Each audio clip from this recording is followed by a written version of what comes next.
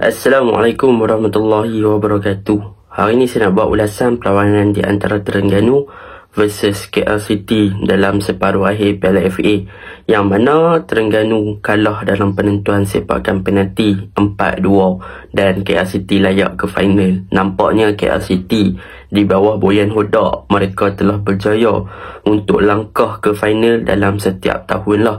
Dan benda ni adalah benda yang positif. Sebab apa? Sebab Boyan Hodak memang terkenal dengan gelaran Specialist Cup. So sekali lagi dia buktikan untuk layak ke final Piala FA, dan akan menanti di final nanti adalah JDT atau Selangor. Dan perlawanan tersebut lagi menarik kalau Selangor masuk final lawan dekat SSI. Jadi kita tunggulah perlawanan separuh akhir yang kedua melibatkan JDT dan Selangor malam ni, dan kita tengok dekat final nanti sama ada Selangor atau JDT yang akan melangkah ke final. Baiklah, tanpa membuang masa, mari kita masuk ke dalam ulasan perlawanan.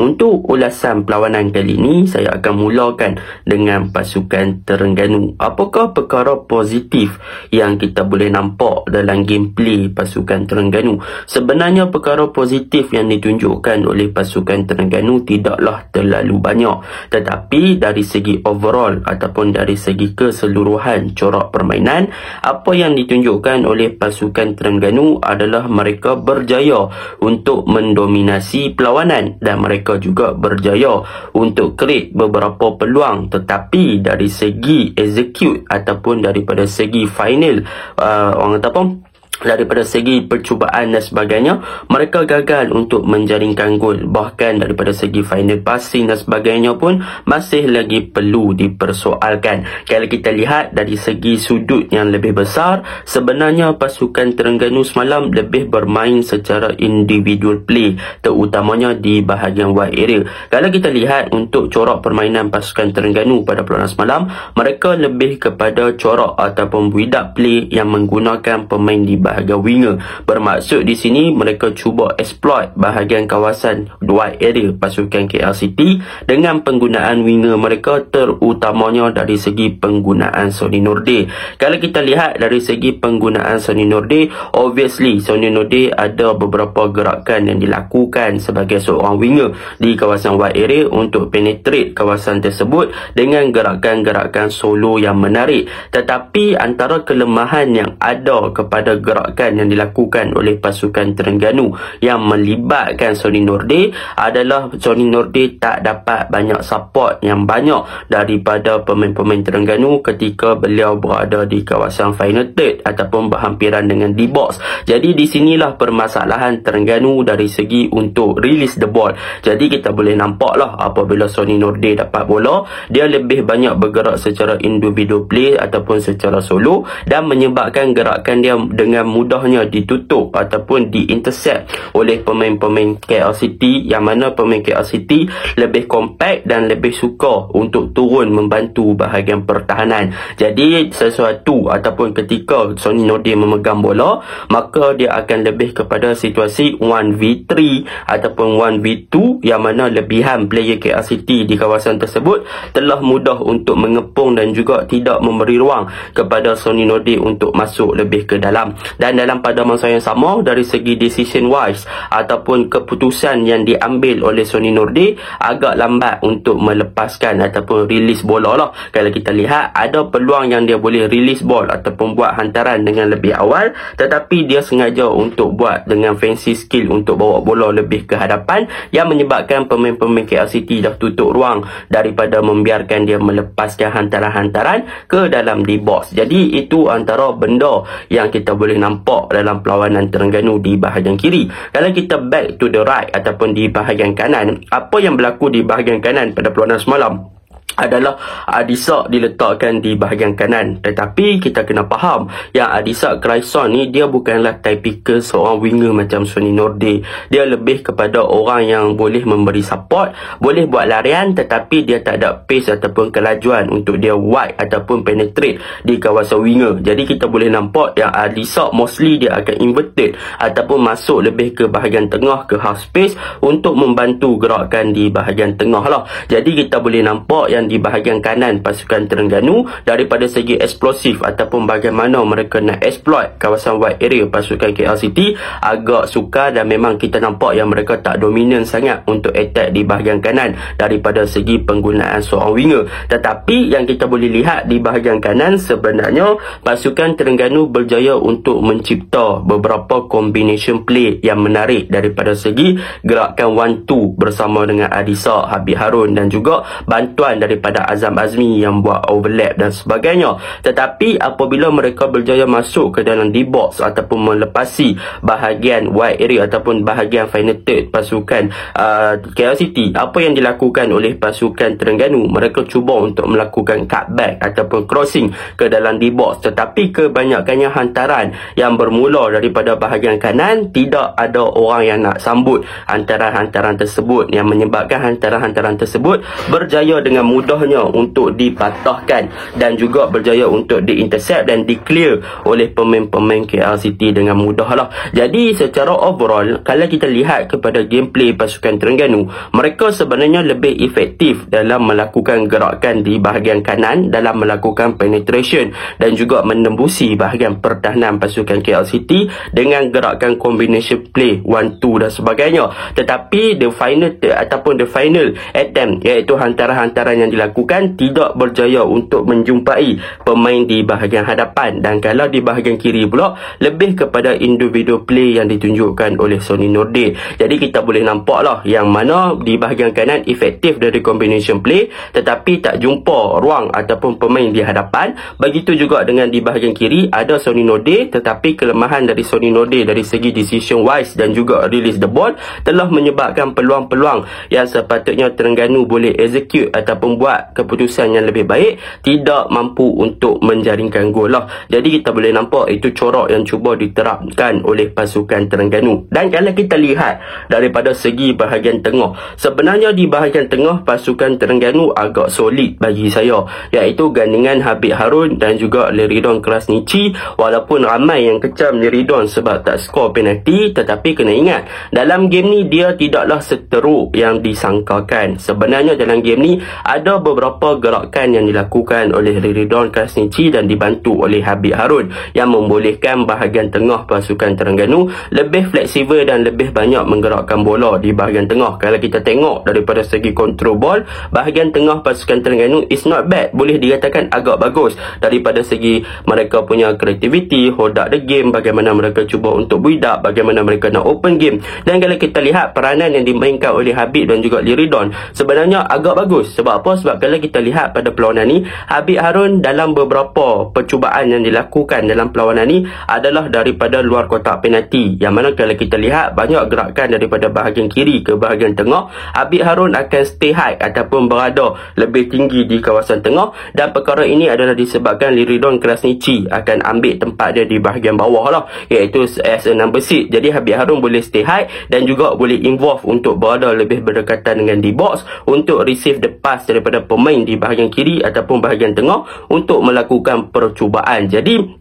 ada beberapa gerakan yang dilakukan oleh Habib Harun hampir untuk menjaringkan gol. Begitu juga dengan Liridon Krasniqi. Kalau kita lihat kedua-dua player ni saling berubah posisi. Kadang-kadang Habib cover tempat Liridon, kadang-kadang Liridon stay high ataupun naik lebih atas, Habib akan stay lebih deeper untuk membolehkan mereka menggerakkan bola di bahagian tengah dengan sangat baik lah. Dan Liridon pun ada beberapa peluang percubaan. Tetapi apa kekurangan yang boleh dikatakan oleh pasukan Terengganu di bahagian tengah adalah mereka tak boleh nak membentuk link up play yang bagus di antara pemain-pemain di bahagian tengah dan juga pemain di bahagian attacking. Bermaksud di sini mereka tak ada connector yang baik untuk influence corak permainan yang cuba diterapkan oleh Habib dan juga Liridon yang dah bermain di bahagian bawah ataupun yang dah melakukan ball progression. Jadi apabila masuk ke zone 14 ataupun di zone pemain nombor 10 ataupun attacking midfielder, iaitu Engku Syakir gagal untuk melibatkan diri dengan gandingan ataupun dua game gameplay, iaitu di antara Habib dan juga Liridon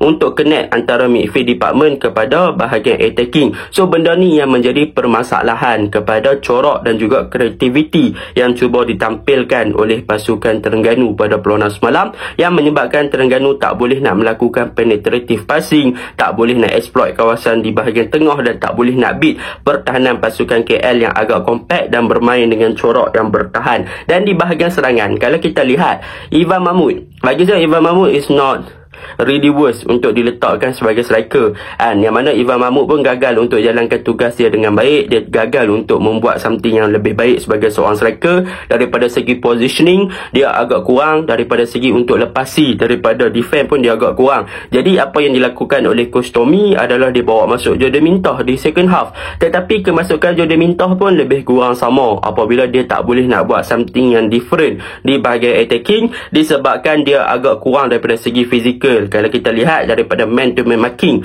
yang diberikan oleh pemain KL City, iaitu Giancarlo ataupun Marco kepada Jode Mintah, Jode Mintah pun tak boleh nak turning ataupun tak boleh nak penetrate apabila dapat bola. So benda ni juga menjadi permasalahan kepada Terengganu. Jadi secara overallnya semalam, kedua-dua pasukan sebenarnya bermain dalam kedudukan ataupun gameplay yang lebih kurang sama ataupun lebih kepada stable, tetapi yang menguasai bahagian tengah adalah Terengganu, dan Terengganu lebih efektif daripada serangan di bahagian wide area berbanding KL City yang lebih direct dan lebih kompos dengan gerakan-gerakan di bahagian tengah menggunakan Paulo Josue. Tetapi yang menjadi indikator ataupun yang menjadi orang kata apa penghalang antara kedua-dua pasukan ni adalah penalty shootout satu, dan of course lah apa yang kita boleh katakan untuk pasukan Terengganu, sebenarnya mereka lack of team play dan mereka juga lack of confidence. Sebab apa? Sebab kalau kita lihat dalam press conference yang dilakukan oleh Coach Tommy, dia menyatakan yang pemain Terengganu ada yang tak mau ambil sepakan penalti. Even coach dah buat decision, tetapi pemain Terengganu tersebut tak mau. Jadi itu pun salah satu faktor jugalah. Sebab apa? Sebab bermain di bawah tekanan, yang mana bermain di tempat sendiri, penyokong penuh, jadi confidence level agak kurang. Jadi apa yang boleh Terengganu perbaiki adalah mungkin mereka perlu dapatkan seorang pemain nombor 10 yang lebih better, dan mereka perlu dapatkan attacking ataupun pemain nombor 9 yang lebih better, ataupun push lah, letak Adisak main striker, Nick Sharif main kanan, ataupun letak siapa-siapa main winger yang lain dan letak Adisak main depan, dan letak seorang pemain nombor 10 di belakang Adisak untuk support, untuk jadi lebih better dan lebih fluid daripada segi gameplay. Tetapi dari segi overall semalam memang boleh nampak lah yang bahagian serangan terutamanya attacking gagal memberi impak yang positif kepada pasukan Terengganu, dan Terengganu memang nampak sangat bermain bukan sebagai team play dan lebih kepada pergerakan secara individu. Dan kita masuk untuk pasukan KL pula. Untuk pasukan KL, sebenarnya benda ni saya nampak KL memang sangat bagus apabila bermain dalam peringkat cup. Apa yang mereka tahu, tujuan mereka adalah untuk mereka menang the game dengan apa cara sekalipun. Bermaksud mereka tahu yang game ni kami kena menang, jadi kami tak boleh nak attack, kami defend, dan kami nak menang adalah dengan sepakan penalti. Jadi itulah yang dilakukan oleh pasukan KL. Apa yang dilakukan oleh pasukan KL semalam, kalau kita lihat daripada segi defense department pasukan KL, mereka bertahan dengan sangat baik. Man to man marking mereka, low block, mereka bermain dengan compact, mereka tutup ruang, mereka track back daripada winger turun membantu fullback untuk melakukan defending duty, dan benda tu memang efektif. Kalau kita tengok Saravanan banyak tolong Kamal Azizi block orang kata apa, Sony Nordin dan sebagainya. Benda tu memang positif. Kalau kita lihat memang defense department pasukan KL City memang kita boleh puji, memang kita memang tak tahu nak kata apa, memang dia superb lah. Nazirul Naim, Marco, Giancarlo, Kamal Azizi. Lepas tu bahagian tengah pun bantu, bahagian pertahanan winger pun turun track back. Benda tu positif side, dan saya memang suka lah tentang corak permainan pasukan KL City yang bermain dengan low block dan juga corak bertahan yang bagus. Itu perkara yang pertama. Perkara yang kedua, kalau kita lihat daripada segi corak serangan pasukan KL City, sebenarnya KL City ni lebih kepada direct and long ball. Mereka cuba untuk utilize penggunaan daripada Cici Kipre,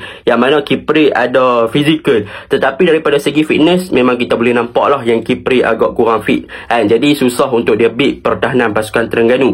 Tetapi daripada segi penggunaan Paulo Josue di bahagian tengah, saya suka sebab tengok Paulo Josue ni, dia main dekat Malaysia dia main striker, tapi bila dia main kat KL, dia main balik ambil posisi asal dia midfield, dan kita boleh nampak lah kelebihan daripada Paulo Joshua ni adalah dia lebih prefer untuk hantaran-hantaran yang bagus. So banyak hantaran-hantaran yang dilakukan oleh Paulo Joshua memang efektif dan berjaya untuk membuka blok pertahanan pasukan Terengganu, dan beberapa kali KL berjaya untuk masuk ke dalam di box. Tetapi in term of attacking wise, memang KL City kurang lah pada perlawanan semalam. Memang nampak mereka tak banyak menyerang, tetapi sekali mereka menyerang agak berbahaya. Cumanya percubaan yang berbahaya yang boleh untuk convert kepada jaringan tu tak ada, dan mereka berjaya untuk bermain dalam 120 minit dengan bagus, dan mereka tunggu penentuan sepakan penalti, dan akhirnya sepakan penalti berjaya diambil oleh Azim, penentuan sepakan penalti ditentukan oleh Azim. Dan sekali lagi KL City menang sepakan penalti